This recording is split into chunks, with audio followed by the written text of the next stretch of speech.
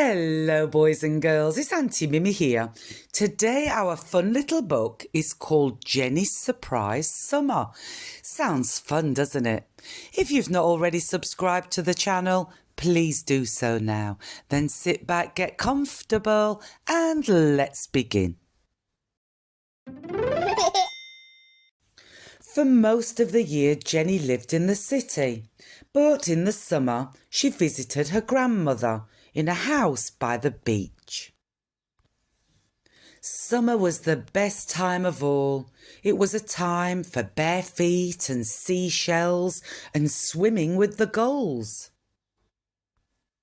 One day when the tide was very low, Jenny was gathering mussels for a stew.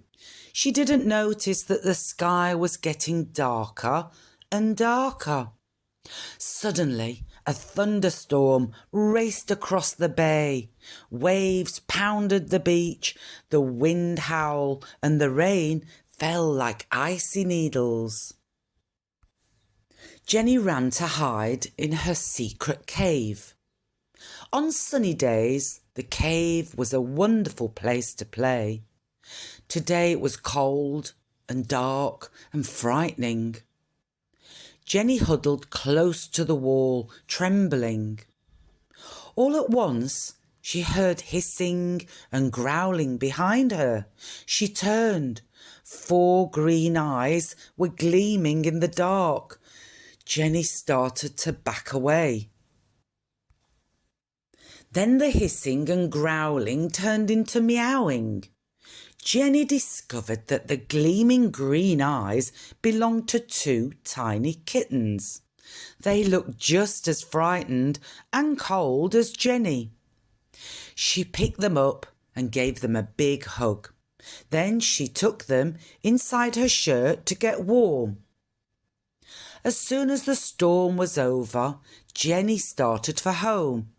Just outside the cave, she met Granny, who had come out to look for her when the rain started. "Look, Granny," she said, "look what I've found." When they got home, Granny and Jenny put on dry clothes.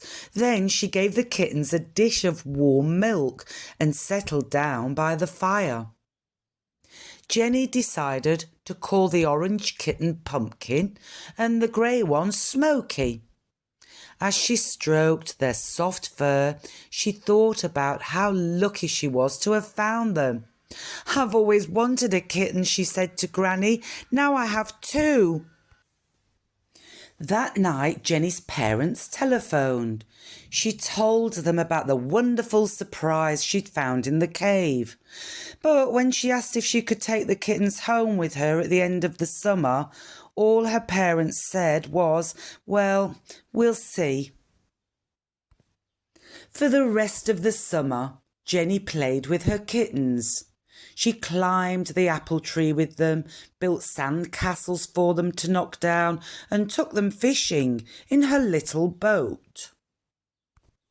Smoky never stayed in one place for very long. He scampered up and down the beach, chasing crabs and minnows, playing with snails and darting away from the waves.